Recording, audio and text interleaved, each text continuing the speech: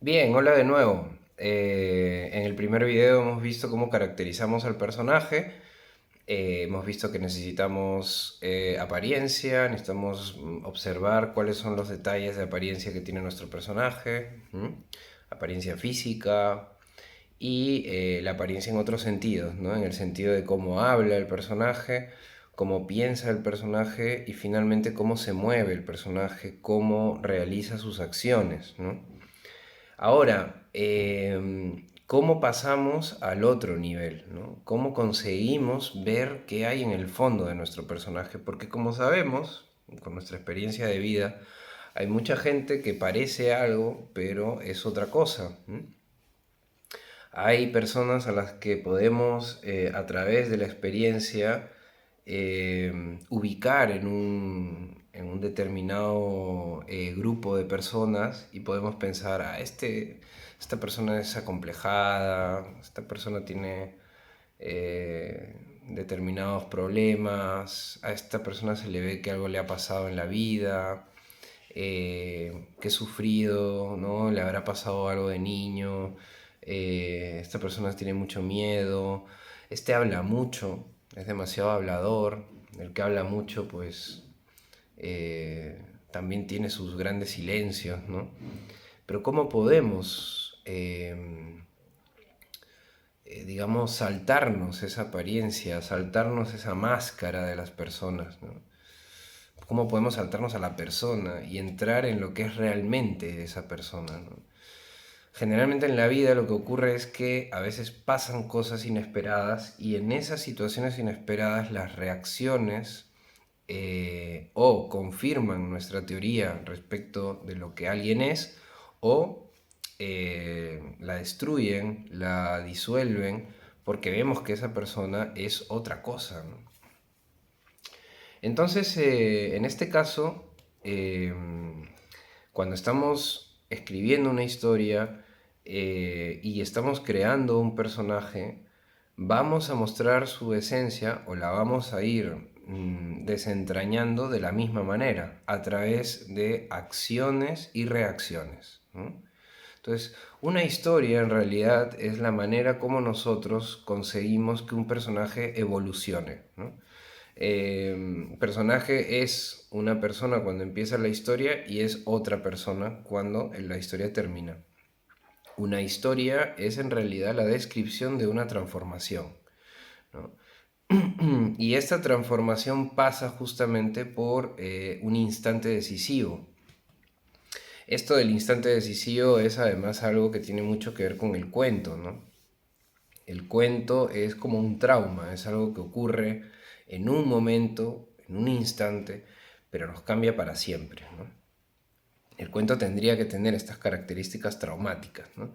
La novela, en cambio, es una gran investigación sobre las causas del trauma, las consecuencias del trauma, el contexto, el momento histórico del trauma, etcétera, ¿no? Mil cosas que podemos sacar de algo que ha sucedido, ¿no? Cuando algo que ha sucedido no se agota en el modo en que ha sucedido, sino que ha irradiado una serie de eventos en la vida, no solo de un personaje, sino de mucha gente, entonces quizá estamos ante una historia que podría someterse a el proceso de una novela, ¿no? En cambio, cuando lo que brilla, lo que realmente encierra todo el misterio, es ese instante decisivo, entonces probablemente estamos ante la génesis, digamos, la simiente de un cuento. En La Dama del Perrito, a pesar de ser un cuento ligeramente largo, Chekhov va a intentar mostrar de una forma muy sutil ese instante decisivo en la vida de Gurov. Como hemos visto en el video anterior, cuando hemos analizado el primer episodio de este cuento, que está dividido en 4 episodios, hemos podido, digamos, constatar el tipo de personaje que es Gurov, ¿no? Gurov es un tipo que tiene menos de 40 años y está eh, desencantado, por decirlo de alguna manera, las mujeres, tiene una idea muy baja de ellas. Hoy en día nos parecería pues un tipo repelente, ¿no? Y en cambio, ¿por qué seguimos leyendo este cuento? Porque esa aparente personalidad de Gurov está sembrada de contradicciones, ¿no? Y aparecen ya algunos datos que nos hacen pensar que Gurov eh, esconde detrás de toda esa casposidad a una persona más vulnerable, ¿no? Más débil, más sensible, ¿no? Entonces la historia estará al servicio de esa búsqueda, ¿no? De ese ir quitando capas hasta encontrarnos con la verdadera esencia de Gurov. Em, para que veamos un poco cómo funciona la historia o la estructura de la historia, ¿no? Y la relación del personaje con esa estructura, podemos tomar en cuenta primero el esquema clásico, ¿no? Toda historia tiene un principio, un nudo y finalmente un desenlace, ¿no? En este esquema, que es bastante general, lo que tenemos es una primera parte en la que se introducen a los personajes, se les caracteriza, vemos quiénes son los personajes, dónde están, en qué lugar se encuentran, en qué época se encuentran, en qué lugar. Vamos a ambientar un poco el cuento. Vamos a presentar también, eh, digamos, la posición en la que están, la ubicación de estos personajes dentro de la interacción que se va a gestar en la historia, y a partir de ahí entramos en lo que es la complicación de la trama, ¿no? Que es cuando realmente sucede algo inesperado que pone a los personajes en movimiento y que va tensando la trama. ¿Por qué? Porque va contraponiendo la caracterización del personaje con lo que el personaje esconde, ¿no? Todo cuento, decía Piglia, esconde dos historias, perdón, esconde una historia y cuenta otra que es visible, ¿no? La que es visible es la anécdota, es lo que ocurre en la superficie, es Gurov viendo a esta mujer del perrito, a esta señora del perrito pasear, es Gurov acercándose a esta mujer, es Gurov plantándole un beso a esta mujer, eh, es Gurov separándose de esa mujer pensando que va a volver a Moscú y su vida va a ser igual que siempre, como le ha pasado tantas veces eh, con otras mujeres, y sin embargo no ocurre esto, ¿no? Empieza a suceder que Gurov se atormenta, ¿no? Y sigue pensando en Ana, no puede quitársela de la cabeza, y eso le lleva pues a cometer una locura, que es irla a buscar a su pueblo e intentar retomar esa historia de amor, ¿no? Y ahí es cuando la trama se complica, ¿no? Porque lo que parecía ser un amor efímero de verano termina convirtiéndose en una transgresión, ¿no? Entonces ahí estamos entrando en lo que es el nudo de la historia, ¿no? Y ese nudo, de alguna manera, ese enredo va a terminar anudándose y va a apretarse en lo que llamamos hoy en día el clímax de la historia, ¿no? El momento más alto, el último movimiento, ¿no? Ese movimiento después del cual nuestro personaje jamás será el mismo, ¿no?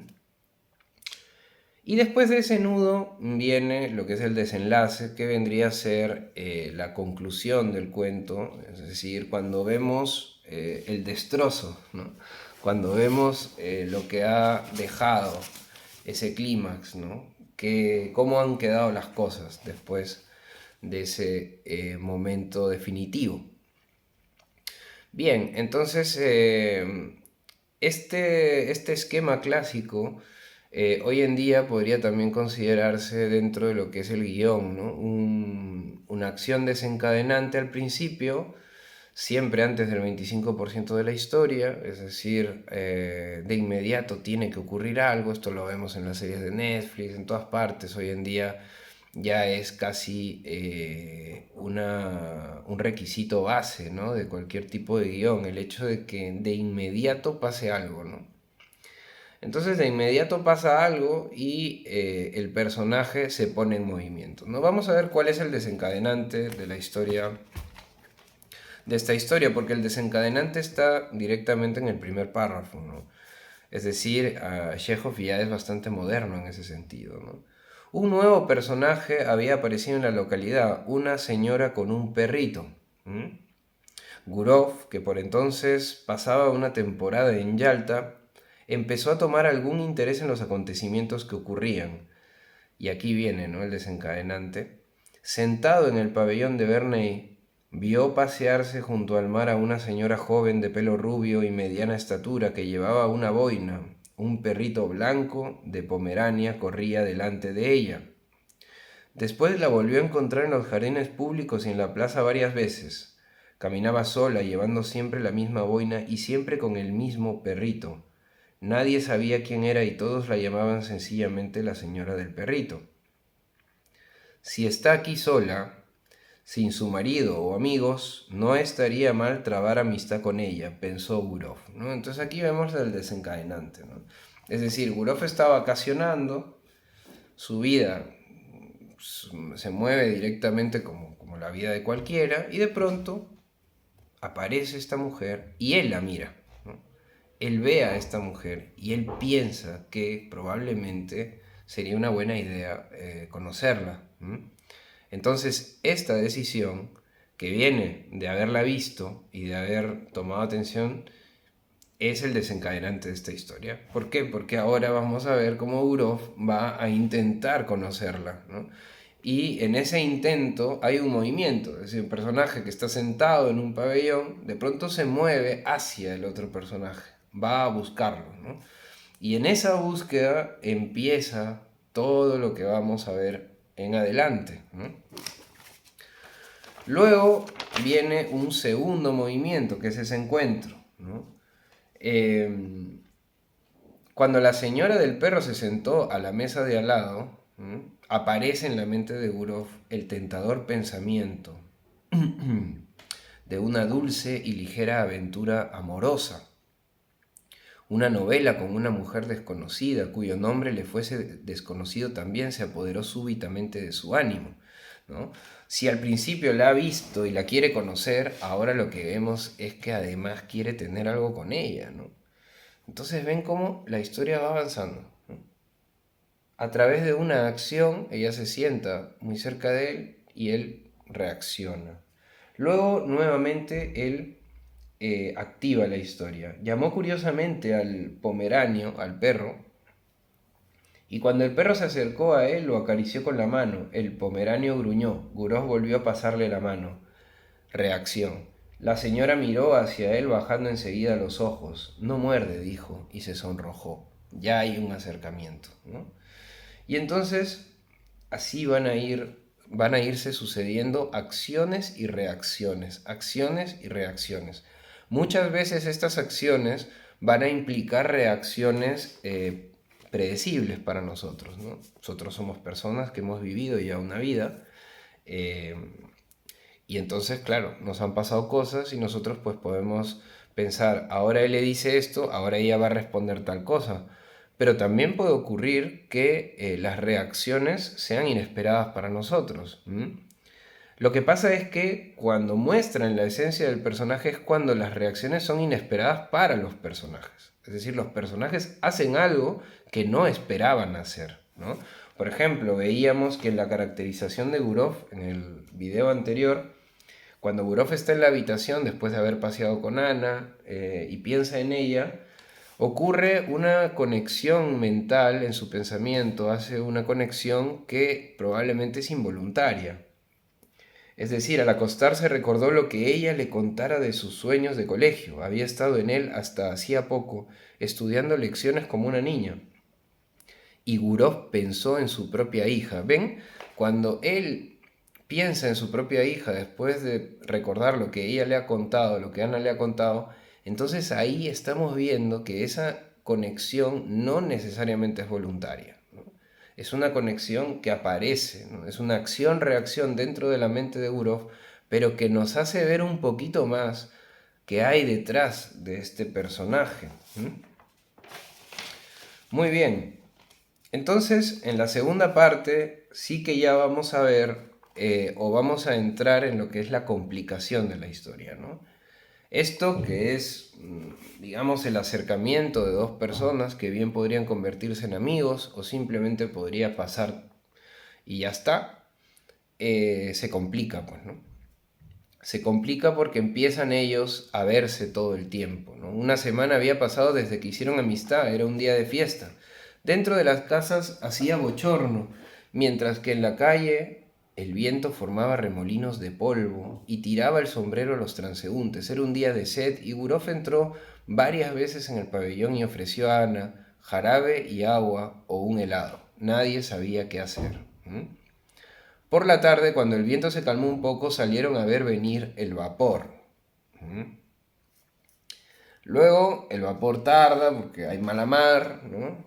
Y ellos se quedan allí, están ahí juntos esperando que el barco llegue, luego el barco llega, empieza a bajar la gente y en ese momento viene una acción y reacción que va a complicar un poquito más la trama, ¿no? El tiempo está mejor esta tarde, dijo él. ¿Dónde vamos ahora? Acción. Ella no contestó, reacción, ¿no? Ese silencio también es una reacción, ¿no? Entonces Gurov la miró intensamente, acción. Rodeó su cuerpo con el brazo y la besó en los labios, mientras respiraba la frescura y fragancia de las flores. Y fíjense ahora la reacción tan sutil. Luego miró a su alrededor ansiosamente, temiendo que alguien los hubiese visto. Ahí tenemos la reacción de Gurov, que también es ligeramente inesperada, porque él está besando a la chica, pero de pronto mira a ver si alguien los ha visto. Y esto conlleva esta reacción a una nueva acción, a una nueva decisión, que es la que le dice Gurov, o digamos le propone Gurov a Ana, ¿no? Vamos al hotel, dijo él dulcemente, y ambos caminaron deprisa, ¿no? Reacción. Porque ella podría haberle dicho, no, no, que yo no quiero ir al hotel, pero no. Se paran y se van corriendo al hotel, ¿no? Entonces luego viene una escena muy escondida, ¿no? De sexo. Fíjense esta escena de sexo cómo la trabaja también Chekhov, ¿no? Aquí sí que estamos ya ante la grandeza de este narrador ruso, ¿no? Pero en el caso actual solo había la timidez de la juventud inexperta, se refiere a Ana, ¿no? Un sentimiento parecido al miedo, y todo esto daba a la escena un aspecto de consternación, como si alguien hubiera llamado de repente a la puerta. La actitud de Ana, en todo lo sucedido, tenía algo de peculiar, de muy grave, como si hubiera sido su caída. Así parecía y resultaba extraño, inapropiado. Su rostro languideció y lentamente se le soltó el pelo. En esta actitud de abatimiento y meditación se asemejaba a un grabado antiguo, la mujer pecadora. Y fíjense esta acción de ella, ¿no? Hice mal, dijo. Ahora usted será el primero en despreciarme. Y fíjense la reacción del personaje, que tiene que ver, es coherente con la caracterización que nos daba antes Chekhov en la primera parte, ¿no? Sobre la mesa había una sandía. Gurov cortó una tajada y empezó a comérsela sin prisa, ¿no? Esa indiferencia a lo que ella le dice, ¿no? Luego la conversación se complica, ella tiene una catarsis, ¿no? Y él desprecia toda esa catarsis, ¿no? Gurov se sintió aburrido casi al escucharla, ¿no? Le irritaba el tono ingenuo con que hablaba y aquellos remordimientos tan inoportunos. A no ser por las lágrimas, hubiera creído que estaba representando una comedia. No la entiendo a usted, dijo dulcemente. ¿Qué es lo que quiere? Ella ocultó su rostro en el pecho de él, estrechándolo tiernamente. Créame, créame usted, se lo suplico, le dice ella, ¿no? Amo la existencia pura y honrada, odio el pecado, yo no sé lo que estoy haciendo. La gente suele decir, el demonio me ha tentado, yo también pudiera decir que el espíritu del mal me ha engañado, ¿no? Y él la calla, ella no la soporta, ¿no? Luego continúan, ¿no? Con el romance. Continúan el romance, la cosa se sigue. Ven cómo el enredo va generando un nudo, se va complicando. Ellos no pueden separarse. Pasan las vacaciones en Yalta juntos. Y fíjense cómo el progreso de este romance encuentra en un momento una fuerte resistencia, ¿no? Y aquí está otra acción que pone Chekhov en el relato para complicar la trama. Esperaban al marido que debía venir pronto, aquí ya llevaban días, ¿no? Enrollándose. Pero un día llegó una carta en la que anunciaba que se encontraba mal y suplicaba a su esposa que volviera cuanto antes. Ana se preparó para marcharse, ¿no? Es una buena cosa el que yo me vaya, le dijo a Gurov. Es el dedo del destino. El día de la marcha, Gurov la acompañó en coche. Cuando llegaron al tren y sonó la segunda campanada, Ana le dijo, déjame mirarte una última vez, otra vez, así, ya está, ¿no? No lloraba, pero en su rostro se reflejaba tal tristeza que parecía enferma, los labios le temblaban, ¿no? Caracterizamos al personaje con su movimiento, ¿no? Con sus acciones. Me acordaré de ti siempre, pensaré siempre en ti, dijo. Él habla. Que Dios te proteja, sé feliz. La forma afectada de hablar de Ana también nos da información sobre ella, ¿no? El tren partió rápido y en fin, él se queda solo. Ahí también hay una gran escena de ambientación. Un vago perfume de otoño se dejaba ya sentir en la atmósfera. Hacía una tarde fría y triste. Es hora de que me marche al norte, pensó Gurov al dejar el andén. Sí, ya es hora, ¿no? Y entonces ahí acaba la segunda parte. La tercera parte es la locura de amor, ¿no? Gurov vuelve a Moscú y sin embargo no puede dejar de pensar en Ana. Pasan los meses y él no puede quitársela de encima, ¿no? Fíjense aquí, ¿no? Y aquí ya vemos lo involuntario, lo que el personaje no puede controlar. Estas acciones ya no son acciones predeterminadas, son acciones totalmente inesperadas, ¿no? Al cabo de un mes le pareció que la imagen de Ana había de cubrirse de una bruma en su memoria y visitarlo en sueños de cuando en cuando con una sonrisa como hacían otras. Pero pasó más de un mes. Llegó el verdadero invierno y recordaba todo aquello tan claramente como si se hubiera separado de Ana el día antes. Estos recuerdos, lejos de morir, se avivaron con el tiempo. En la tranquilidad de la tarde, al oír las palabras de los niños estudiando en voz alta, el sonido del piano en un restaurante o el ruido de tormenta que llegaba por la chimenea, volvía de repente todo a su memoria. Lo ocurrido en el muelle la mañana de niebla junto a las montañas, el vapor que volvía de Teodosia y los besos. Gurov se levantaba entonces y paseaba por su habitación recordando y sonriendo, totalmente ya enfermo de amor, ¿no? Luego sus recuerdos se convertían en ilusiones y en su fantasía el pasado se mezclaba con el porvenir, ¿no? Aquí ya vemos que este hombre pues está enganchado, ¿no? Y entonces le viene este deseo también intenso e involuntario, un deseo intenso de comunicar a alguien sus ideas lo atormentaba, pero en su casa era imposible hablar de su amor. Y fuera de ella tampoco tenía a nadie, ni a sus compañeros de oficina, ni a ninguno en el banco podía contárselo. ¿De qué iba a hablar entonces? Pero es que había estado enamorado. ¿Hubo algo de poético, de edificante, simplemente de interés en sus relaciones con Ana? Fíjense cómo ya está cambiando su forma incluso de pensar, ¿no? Es decir, la inesperada aparición y persistencia de Ana en su mente hace que él también ya deje esa forma vulgar, superficial, casposa de pensar en las mujeres como una totalidad despreciable y en cambio ahora siente algo poético, edificante, ¿no? Y todo se le volvía a hablar, todo se le volvía a hablar vagamente de amor, de mujer y nadie sospechaba nada, solo su esposa fruncía el entrecejo y decía, no te va el papel de conquistador, Dimitri. Una tarde, al volver del club de doctores con un oficial con el que había estado jugando las cartas, no se pudo contener. involuntario otra vez, y le dijo: si supieras la mujer tan fascinadora que conocí en Yalta, ¿no? Ya muestra su debilidad. Está descontrolado. El oficial entró en su trineo y se iba ya, pero se volvió de pronto exclamando: Dmitri, Dmitrich. ¿Qué? Responde él. Tenías razón esta tarde, el esturión era demasiado fuerte, ¿no? Y esta frase tan vulgar, ¿no?, que nos lleva al Dimitri del inicio del relato, sin embargo, provocan en él una reacción que también es inesperada. Aquellas palabras tan corrientes llenaron a Gurov de indignación, encontrándolas degradantes y groseras. Qué modo tan salvaje de hablar, qué noches más estúpidas, qué días más faltos de interés. El afán de las cartas, la glotonería, la bebida, el continuo charlar siempre sobre lo mismo. Todas estas cosas absorben la mayor parte del tiempo de muchas personas, la mejor parte de sus fuerzas, y al final de todo eso, ¿qué queda?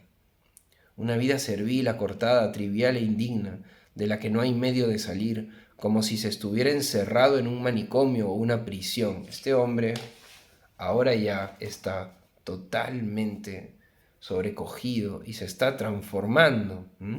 Está a punto de tener una revelación, pero antes va a seguir sufriendo, sufre insomnio, no sabe qué hacer y entonces toma una decisión. Y esto es lo que podemos llamar probablemente un giro que nos va a lanzar poco a poco al clímax, ¿no? Cuando Gurov decide ir a buscar a Ana. Gurov va a buscar a Ana, va a su casa, donde vive Ana con su marido. Tiene la idea de entrar a la casa a buscarla. Al final tiene un poco también de cordura y decide marcharse. Se duerme una siesta demasiado larga, se enfada consigo mismo, se va al teatro a ver una obra porque piensa que a lo mejor ella va a ir con su marido a la obra, y efectivamente no se equivoca, ¿no? En la obra de teatro aparece Ana, que se sienta en la tercera fila, ¿no? Y Gurov sintió que su corazón se contraía al mirarla. Otra vez algo que es absolutamente involuntario. Es algo que sucede, no es algo que podamos controlar. Y cuando las cosas suceden y no las podemos controlar, estamos mostrando lo que somos en realidad. Esas fuerzas desconocidas que se mueven dentro de nosotros aparecen y se ven nítidamente a los ojos del lector cuando el personaje nos muestra reacciones que no puede controlar, cosas involuntarias. Comprendió entonces claramente que para él no había en todo el mundo ninguna criatura tan querida como aquella mujercita sin atractivos de ninguna clase, perdida en la sociedad de provincia, con sus vulgares impertinentes, llenaba toda su vida. Era su pena y su alegría, la única felicidad que ambicionaba, y al oír la música de la orquesta y el sonido de los pobres violines provincianos pensó cuán encantadora era. Entonces luego ya va, ¿no?, y se acerca y le dice buenas noches, y la otra mujer se queda ahí flipando, y bueno, para no alargarnos demasiado, ahí vamos a ver ya el punto más alto de la complicación, pero que aún no es el clímax de la historia, ¿no? Porque al final el marido sale a fumar, ella habla con él, salen corriendo, suben y bajan escaleras, se confiesan que se aman, y una vez de que se han confesado que se aman, ella le promete que va a ir a Moscú, ¿no?, a verlo. Entonces empiezan a tener unos encuentros en Moscú que van a derivar en la última escena del relato. Aquí vamos a ver realmente dónde está ese clímax escondido, ese clímax que muchos han pasado desapercibidos ante él, porque, claro, no es un clímax al uso, no es un efecto, ¿no? No es un hecho en la superficie que podemos ver y que podemos identificar como una especie de lucha decisiva, ¿no?, sino que es una escena muy sutil y totalmente introspectiva, ¿no? Se levantó a consolarla, ¿no? Esto es cuando están en Moscú, que quedan siempre en un hotelito, en un bazar eslavo, que se llama el Bazar Eslavo, que es el hotel donde se queda, la pensión. Y entonces están ahí, bueno, pues esto, teniendo su romance a escondidas, en secreto. Y en este preciso momento, ella, bueno, se pone a llorar porque está harta de esta situación, de este secreto. Ella quiere estar con él también quiere estar con ella, pero ¿cómo hacerlo si están casados? Y entonces fíjense que ocurre la transformación definitiva del personaje, ¿no? Se levantó a consolarla con alguna palabra de cariño, apoyó las manos en sus hombros y en aquel momento se vio en el espejo. ¿Ven? Narciso totalmente, ¿no? O sea, cuando el personaje se ve a sí mismo, en ese momento constata la transformación. Empezaba a blanquearle la cabeza y le pareció raro haber envejecido tan rápida y tontamente durante los últimos años. Aquellos hombros sobre los que reposaban sus manos eran jóvenes, llenos de vida y calor, temblaban. Sintió compasión por aquella vida todavía tan joven, tan encantadora, pero probablemente no lejos de marchitarse como la suya. ¿Por qué lo amaba a ella tanto? Siempre había parecido a las mujeres distinto de cómo era en realidad. Amaban no a él mismo, sino al hombre que se había forjado en su imaginación, a aquel a quien con ansia buscaran toda la vida, y después al notar su engaño lo seguían amando lo mismo. Sin embargo, ninguna fue feliz con él. El tiempo pasó, hizo amistad con ellas, vivió con algunas, se separó luego, pero nunca había amado. Sería lo que quisiera, pero no era amor. Y he aquí que ahora, cuando su cabeza empezaba a blanquear frente al espejo ahí, se había realmente enamorado por primera vez en su vida, ¿no? Y ahí está la transformación del personaje, ¿no? El personaje que nunca se ha enamorado, de pronto se da cuenta de que se ha enamorado por primera vez, ¿no? Y entonces una vez que tenemos ese acto, fíjense la sutileza, ¿no? Se mira al espejo y ahí alcanzamos el punto más alto del relato, que puede pasar desapercibido. De ahí viene la bajada, ¿no? La bajada que es la conclusión, digamos, donde constatamos la transformación del personaje. Ya no se burla ni la calla cuando ella llora, sino que le dice, no llores, querida, le dijo. Ya has llorado bastante, vamos, ven y hablaremos un poco, arreglaremos algún plan. Entonces discutieron sobre la necesidad de evitar tanto secreto, el tener que vivir en ciudades diferentes y verse tan de tarde en tarde. ¿Cómo librarse de aquel intolerable cautiverio? ¿Cómo? Se preguntaba Gurov con la cabeza entre las manos. ¿Cómo? Y la frase final, ¿no? Y parecía como si dentro de pocos momentos todo fuera a solucionarse y una nueva y espléndida vida empezara para ellos, ¿no? Y ambos veían claramente que aún les quedaba un camino largo que recorrer, y que la parte más complicada y difícil no había hecho más que empezar, ¿no? Este final es el que hace que muchos lectores sientan que esta historia no ha terminado, que esta historia ha quedado demasiado abierta, que no ha ocurrido nada, pero como hemos visto, o espero que se haya visto, es en el momento en el que Gurov se mira en el espejo que la transformación digamos, se materializa absolutamente, ¿no? Y Gurov ya no vuelve a ser el mismo. Entonces, esa última frase que nos dice mucho de la vida, porque en la vida las cosas no terminan cuando termina la historia, las cosas continúan, y el naturalismo chejoviano está ahí, ¿no? Intentando mostrarnos eso, que la vida no es esquemática como las historias, pero sin embargo esa última frase ya es simplemente la conclusión, el desenlace de lo que ha sucedido antes, que es toda esa complicación dentro de Gurov, que ha enfermado de amor, que ha cometido una locura, ha ido a buscarla, ha transgredido, y al final está en esta situación en la que se da cuenta, por fin, de que se ha enamorado por primera vez, ¿no? Y, como todos ustedes saben, quien se enamora, pues ya luego no es nunca más el mismo.